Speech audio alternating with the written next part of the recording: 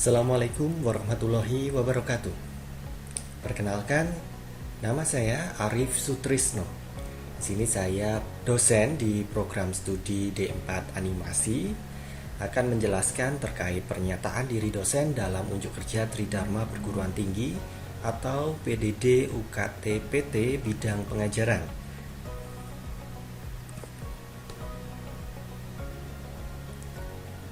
Mata kuliah yang saya jadikan studi kasus adalah mata kuliah animasi dengan kode mata kuliah PSR UUM 6023. Mata kuliah ini adalah mata kuliah praktek dan memiliki bobot SKS besar 3 SKS. Standar capaian lulusan untuk mata kuliah ini adalah menguasai teori seni rupa dan prosedur berkarya seni rupa dasar untuk mengidentifikasi, menganalisis dan menemukan fenomena keseni rupaan, serta mampu menerapkannya dalam kegiatan berapresiasi dan berkreasi secara kreatif dan inovatif, berlandaskan nilai-nilai spiritual, moral, budaya, dan kemanusiaan sehingga mampu menghargai keanekaragaman seni budaya lokal, Nusantara, dan mancanegara, serta melestarikannya sesuai konteks perkembangan iptek dan sosial budaya di masyarakat.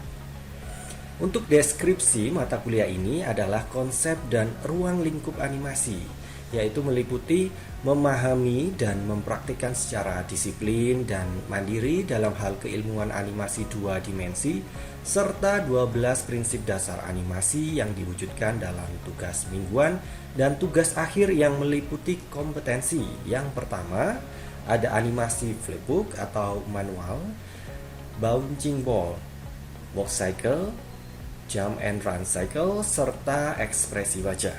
Kemudian yang kedua ada animasi pendek yang dibuat dengan perangkat lunak 2 dimensi yang mengaplikasikan teori bouncing ball, walk cycle, jump and run cycle, serta ekspresi wajah berdasarkan 12 prinsip dasar animasi.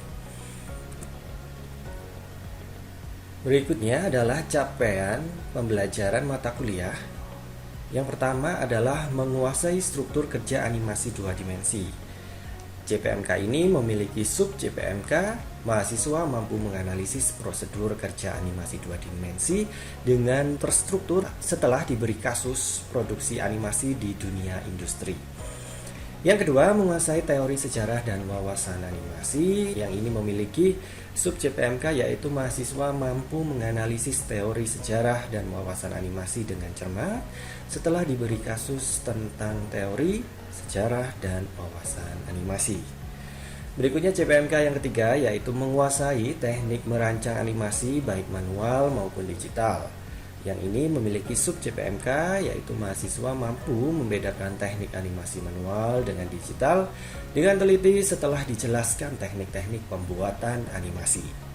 Yang keempat, yaitu menguasai kompetensi prinsip kerja animasi flipbook, bouncing ball, walk cycle, jump and run cycle, serta ekspresi wajah. CPMK ini memiliki sub CPMK yang pertama, mahasiswa mampu merancang animasi flipbook bouncing ball dengan benar setelah ditunjukkan cara membuat animasi bouncing ball.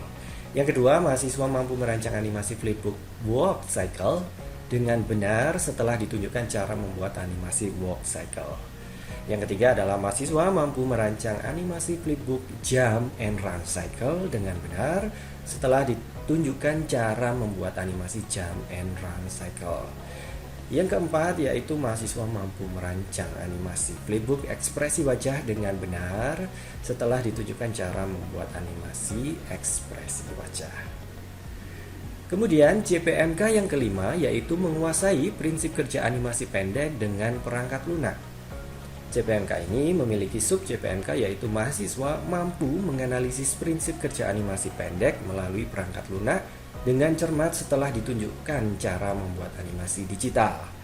Kemudian yang CPMK yang keenam, yaitu merancang animasi dengan konsep tematik sebagai media penunjang pembelajaran seni rupa. CPMK ini memiliki sub CPMK, yaitu mahasiswa mampu merancang animasi pembelajaran seni rupa berbasis proyek dengan baik dan benar setelah diberi pengarahan. Berikutnya, referensi yang saya gunakan untuk mata kuliah ini, yang pertama ada buku yang berjudul Learning with Animation, Research Implication for Design. Buku ini ditulis oleh Richard Lowe dan Wolfgang Schnutz.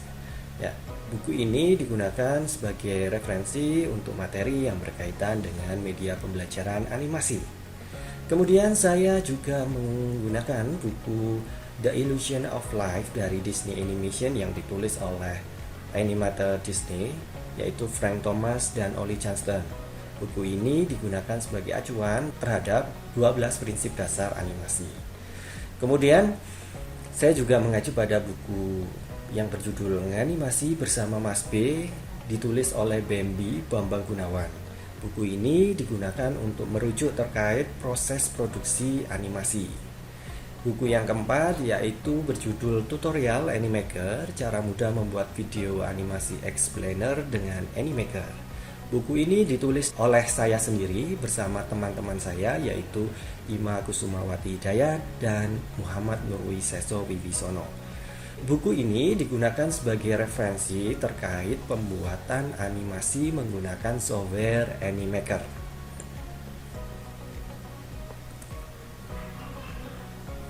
Berikutnya, rencana perkuliahan semester yang nanti akan saya lakukan yaitu yang pertemuan pertama nanti materi yang akan diajarkan terkait tentang prosedur kerja animasi 2 dimensi. Pada pertemuan ini nanti mahasiswa menonton video proses produksi animasi, kemudian akan dilakukan diskusi dan tanya jawab terkait konten video yang ditonton sebelumnya. Kemudian di pertemuan kedua, materi tentang teori, sejarah, dan wawasan animasi. Pada materi ini akan dilakukan survei pengetahuan awal terkait pemahaman mahasiswa tentang animasi. Kemudian bagaimana sih tujuan dari pembelajaran animasi ini. Kemudian materi pengantar terkait pengertian dan sejarah animasi. Kemudian juga ada kegiatan menonton video penjelasan terkait teori, sejarah, dan wawasan animasi. Mahasiswa juga mengamati video stimulus terkait konsep animasi sambil diskusi. Mahasiswa juga mengamati gambar dan video animasi zaman dahulu sambil diskusi. Berikutnya di pertemuan ketiga yaitu materi tentang teknik animasi. Mahasiswa akan diarahkan untuk menonton video penjelasan teknik-teknik animasi yang pernah ada. Kemudian akan dilakukan diskusi terkait hasil pengamatan terhadap video tersebut. Kemudian di pertemuan keempat, materinya tentang animasi bouncing ball. Di sini mahasiswa akan mulai diajarkan terkait praktek penganimasian, terutama menganimasikan bouncing ball. Yang pertama mungkin mahasiswa bisa menonton video tutorial bagaimana sih membuat animasi bouncing ball. Kemudian mahasiswa juga mempraktekkan kegiatan yang ada di tutorial tersebut. Kemudian akan dilakukan diskusi terkait hasil praktek yang sudah dilakukan.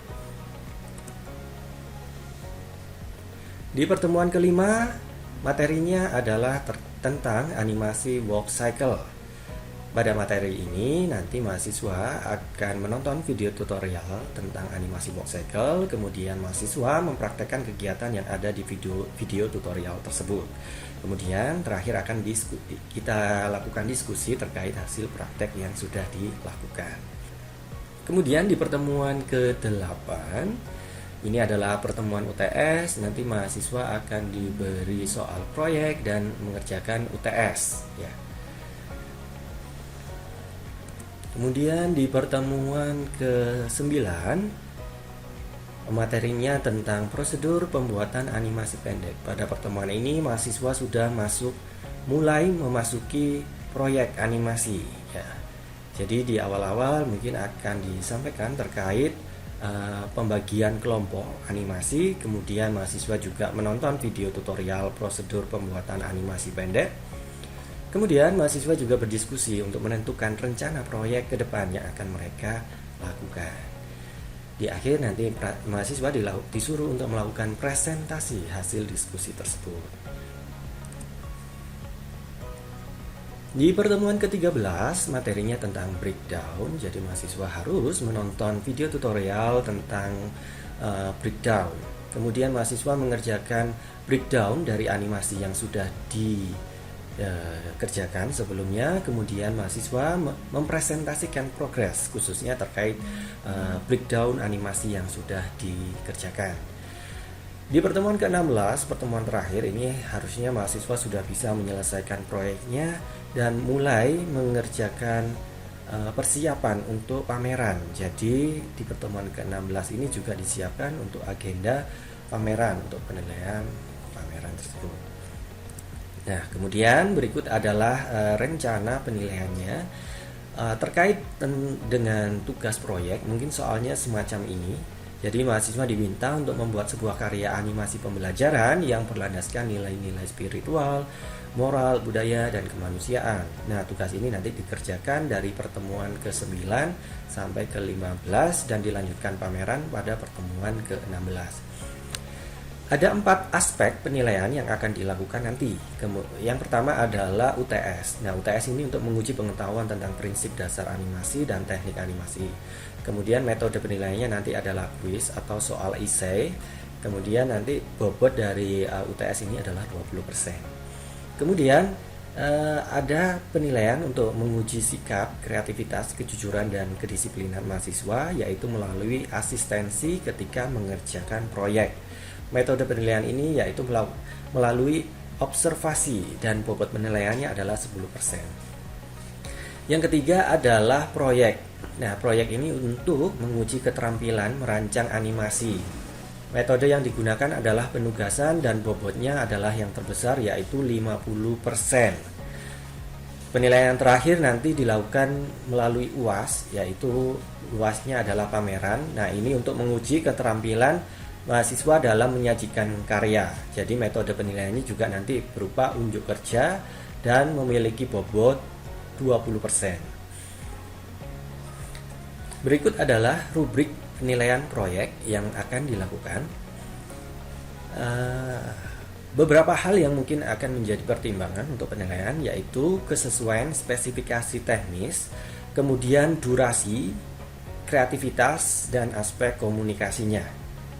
Mahasiswa akan mendapatkan nilai lebih dari 86 jika animasi yang dibuat memuat semua spesifikasi yang ditentukan. Kemudian durasi animasi juga lebih dari 3 menit dan konsep animasi unik atau baru. Animasi mengandung audio dan subtitle serta disajikan dengan jelas. Mahasiswa akan mendapat nilai 75-85 apabila animasi yang dibuat memuat 3-5 spesifikasi yang ditentukan. Durasi animasi kurang dari 3 menit dan lebih dari atau sama dengan 1 menit. Konsep animasi mampu memodifikasi konsep yang sudah ada, kemudian animasi mengandung audio dan subtitle namun tidak disajikan dengan jelas. Kemudian mahasiswa akan mendapatkan nilai 65-74 jika animasi yang dibuat memuat 1-2 saja spesifikasi yang ditentukan. Durasi animasi juga tidak panjang, kurang dari 1 menit dan lebih dari atau sama dengan 15 detik. Konsep animasi menduplikasi yang sudah ada dengan baik. Kemudian animasi mengandung salah satu audio saja atau subtitle saja. Kemudian mahasiswa juga tidak lulus atau nilainya di bawah 65 jika animasi yang dibuat tidak memuat sama sekali ya spesifikasi yang ditentukan. Durasi animasi juga kurang dari 15 detik. Konsep animasi juga masih menduplikasi yang sudah ada dan dikerjakan dengan kurang baik ya. Kemudian animasi tidak mengandung audio dan subtitle seperti yang diharapkan.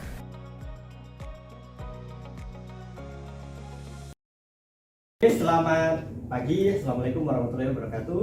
Waalaikumsalam warahmatullahi wabarakatuh. Kemarin sudah kita diskusikan ya terkait bentuk perkuliahan kita ke depannya. Sudah ada nanti kita mempelajari tentang pengasaran animasi yang mungkin nanti ke depan yang akan kita bahas hari ini ya. Ada sejarah ya, kemudian ada macam-macam animasi, kemudian nanti kita juga belajar ya tentang prinsip dasar animasi, kita praktek ya. Nanti di akhir perkuliahan juga ada proyeknya. Seperti itu ya. Nanti bentuk perkuliahan kita ke depan seperti yang sudah kita diskusikan minggu lalu ya. Nah, untuk materi hari ini kita lebih fokus ke satu pokok bahasan masih tentang teori animasi, yaitu animasi introduction.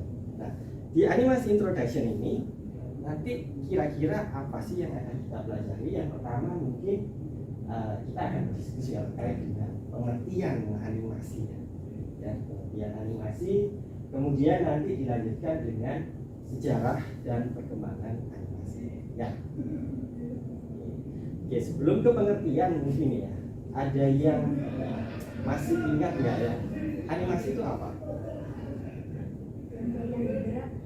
Gambar yang bergerak. Oke, ada lagi? Mungkin animasi itu apa?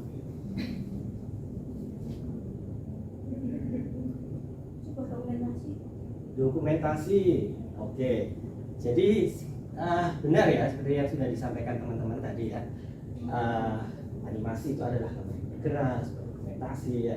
Tapi sebenarnya kalau kita melihat ke filosofi atau pengertian ya secara menyeluruh mendalam ya, secara filsafat ya, animasi ini berasal dari bahasa Latin ya, animationem, atau juga ada yang menyebut animation atau animare ya.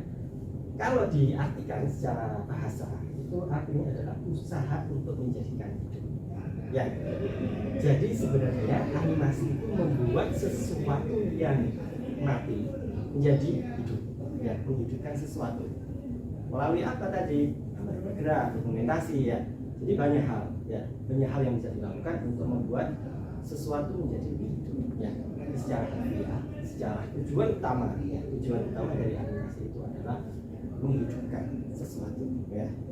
Tapi kalau mungkin dipahami secara mendalam, animasi ini tidak mungkin bukan menghidupkan orang gitu ya, kayak film-film science fiction gitu ya. Bukan arahnya mungkin bukan ke situ, tapi kita berusaha membuat sesuatu yang sebenarnya tidak mati tapi dia hidup. Misalnya katakanlah kalian membuat sebuah film gitu ya, film tentang spidol ini mungkin ya, film tentang spidol ini mati apa hidup? Mati kan, ini benda mati. Tapi ketika difilmkan nanti bisa jadi dia punya mata, punya hidung, punya telinga, terus dia jalan-jalan. Nah, terus dia jalan-jalan, dia punya pacar, misal pacarnya ini adalah si mouse ini ya. Dia mereka jatuh cinta, menikah dan menghasilkan anaknya apa ya, kursi. Lah kan kalau kayak gitu kan jadi apa? Terasa hidup ya. Ya ini kan mati ya. Tapi ketika mereka sudah pacaran terus akhirnya menikah menghasilkan ini Pak. Jadi mereka itu udah kayak orang hidup gitu ya. Jadi rasanya itu terasa seperti itu.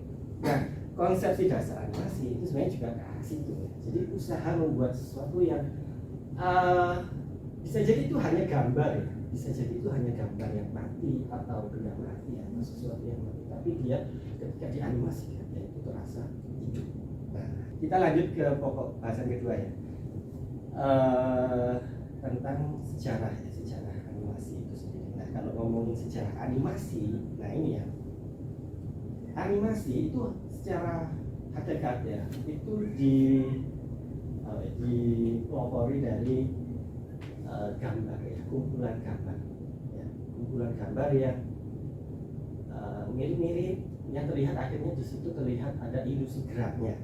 Nah, sebenarnya kalau kita ngomongin ilusi gerak ya,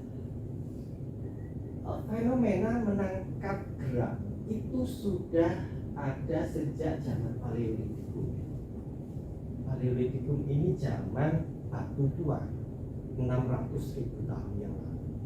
Bahkan di zaman ini bahasa itu belum ditemukan, tapi orang ya, manusia ya, nenek moyang kita sudah memikirkan bagaimana mendokumentasikan ya, sebuah fenomena alam ke dalam gambar. Tidak hanya gambar satu, tapi gambar sequence ya, kumpulan gambar. Ya, kalau bisa diperhatikan di sini kaki apa? Kayak hewan gitu ya, kayak kaki hewan di sini bisa diperhatikan. Kaki hewan ini bergerak dari atas ke bawah, seperti ini. Ya, itu disebut gambar sequence.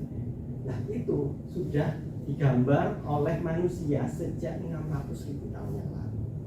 Kemudian Nah, ini mungkin yang gambar sequence yang lebih jelas ya daripada gambar yang di dua ini, yaitu gambar pada mangkok tembikar ini ya. Gambar pada mangkok tembikar ini adalah fase seekor apa? Rusa? Ya, kambing gunung ya ini. Ini ditemukan di situs Bersiti di daerah Irak, Timur Tengah. Ya, pada abad ketiga sebelum Masehi. Nah, ini adalah fase seekor kambing gunung memakan sebuah daun. Nah, ini sebenarnya ini apa ya? Cetakannya ya. Sebenarnya ini ada di dalam mangkok itu. Jadi ini kalau dicetak itu kayak melingkar. Ya, kayak ada urutan geraknya ya, dari bawah ya, kemudian agak menengadah ini ya. Terus ini kambingnya melayang ya. Sudah melayang terus terbang, terus ini sudah mendapatkan daunnya, ini sudah makan daun. Nah, ini yang disebut sebenarnya dengan gambar sequence ya, sudah kayak istilahnya pelopor dari animasi itu sendiri. Cuman memang pada saat itu belum ditemukan alat yang bisa membuat gambar sequence ini menjadi memproyeksikan sebuah ilusi gerak ya. Jadi ini ilusi geraknya itu masih ada di pikiran kita, belum terwujud di dunia nyata. Nah, baru nanti itulah yang akhirnya memunculkan animasi setelah ditemukan alat-alatnya. Nah, kemudian ketika ditemukan alat-alat yang membantu untuk memproyeksikan gambar sequence itu tadi, maka animasi itulah yang akhirnya terwujud di dunia nyata, yang awalnya hanya di pikiran kita. Nah, animasi itu menjadi bisa dilihat di dunia nyata. Yang pertama mungkin sejak ditemukannya Zootrope ya. Nah, Zootrope ini ditemukan tahun 1834 ya oleh William Warner. Ini hanya gambarnya hanya ilustrasi aja ya, video ini ya. Jadi mungkin alat yang disebut Zootrope itu cara kerjanya seperti ini ya. Jadi nanti ini seperti, nah, gambar sequence ini ditempel di dalam Zootrope-nya ini. Kemudian Zootrope-nya diputar. Nah, ketika diputar, nanti ketika kita melihat itu kayak gambar itu tadi terlihat bergerak seperti ini ilustrasi. Jadi fenomena gerak itu bukan hanya gambar sequence yang hanya ada di pikiran, tapi sudah muncul di dunia nyata ya, berkat bantuan alat yang disebut Zootrope ini. Mungkin Zootrope pernah lihat di film apa? Kira-kira? Oh. Alat yang semacam ini pernah muncul kayak hantu gitu? Pernah lihat? Film apa itu? Ya, benar ya, Conjuring 2 ya. Ya, itu hantunya kan muncul dari Zootrope ya. Nah, itu jadi konsepnya juga mirip seperti itu. Nah, dari teknologi komputer ini tercipta sebuah animasi CGI pertama yang berjudul Toy Story. Ya, ini dibuat oleh Pixar. Nah, CGI itu apa CGI?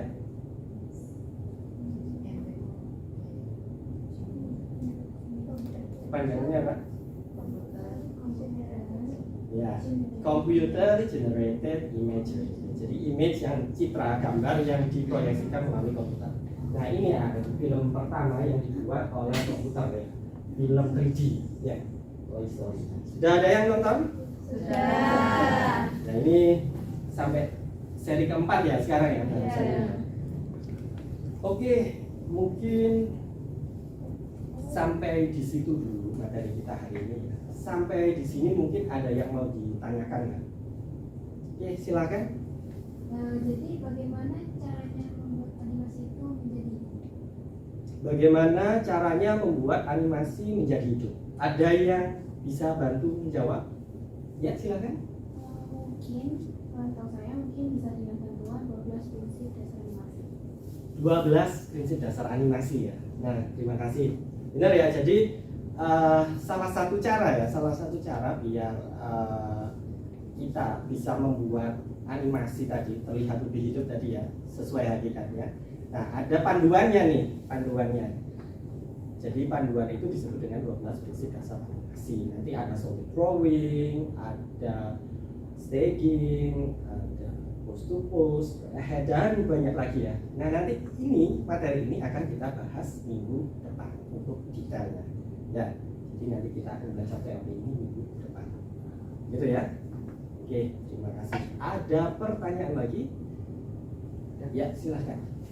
Ya, tadi kan di bagian sejarah pada tahun 1915 dikenal dengan teknik rotoscoping. Nah, yang saya tanyakan adalah apa bedanya teknik rotoscoping dengan teknik cell animation?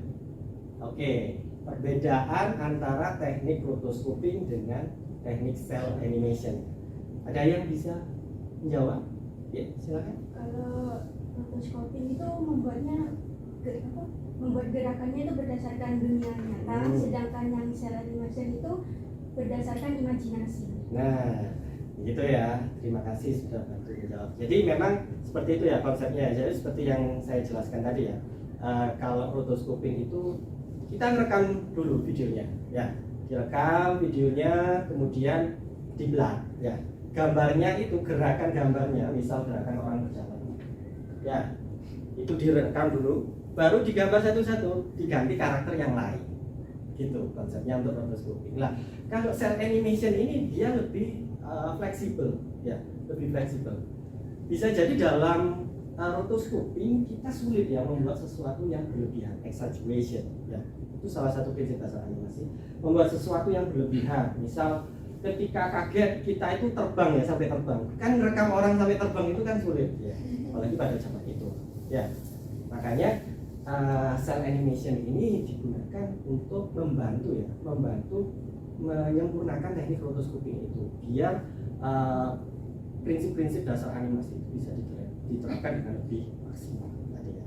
Makanya cell animation itu tekniknya digambar ya, digambar di sebuah sel satu-satu, terus nanti digabungkan jadi gambar sequence, terus akhirnya digerakkan. Tekniknya seperti itu. Dan bisa jadi dalam teknik cell animation ini juga terinspirasi dari dunia nyata, tapi dia digabungkan dengan imajinasi kita sehingga film animasi yang tersaji itu akan lebih dinamis, lebih hidup ya, terasa lebih hidup. Jadi nggak sekaku yang rotoscoping. Nah seperti itu ya perbedaannya ya. Oke, kita lanjutkan ke sesi kuis. Nah di kuis ini saya minta nanti kalian join ya, buka kahoot.it ya, kahoot.it. Kemudian di situ disuruh memasukkan game pin. Nah, game pinnya dimasukkan 4183327. Nanti silahkan dimasukkan nama masing-masing. Nanti kita mulai kuisnya. Oke ya, terima kasih ya sudah menyelesaikan kuisnya juga pada hari ini. Mungkin kita ke sesi terakhir ya, yaitu penyempurnaan. Jadi intinya dalam animasi itu tadi, pertama mungkin ke depan ya, kalau kita membuat animasi kita harus orientasinya adalah membuat sesuatu menjadi lebih hidup ya, menghidupkan sesuatu yang mati, tidak hanya menggerakkan, tapi orientasinya adalah berusaha untuk menghidupkan, sehingga apa yang kita hidupkan ini bisa memiliki citra yang kuat di dalam memori penonton, seperti itu ya. Kemudian yang kedua adalah sejarah tadi ya, bagaimana animasi bisa berkembang mulai zaman Paleolitikum ya, zaman batu yang menginspirasi perkembangan teknologi hingga akhirnya tercipta animasi modern ya, animasi 3 dimensi CGI ya, Computer Generated Imagery. Bahkan mungkin kalau sampai bahas sampai sekarang mungkin animasi sudah dibantu dengan AI. Jadi sudah sejauh itu ya teknologi animasi sekarang ya. Oke, terima kasih ya. Itu saja mungkin materi kita hari ini. Untuk minggu depan kita akan membahas tentang 12 prinsip dasar animasi. Terima kasih atas perhatiannya. Mohon maaf jika ada hal yang kurang berkenan. Saya akhiri perkuliahan hari ini. Selamat siang. Assalamualaikum warahmatullahi wabarakatuh. Waalaikumsalam warahmatullahi wabarakatuh. Demikian pernyataan diri dosen dalam unjuk kerja Tridharma Perguruan Tinggi atau PDD UKTPT bidang pengajaran yang saya lakukan. Semoga apa yang saya sampaikan jelas dan sesuai. Mohon maaf jika ada hal yang kurang berkenan. Saya akhiri. Wassalamualaikum warahmatullahi wabarakatuh.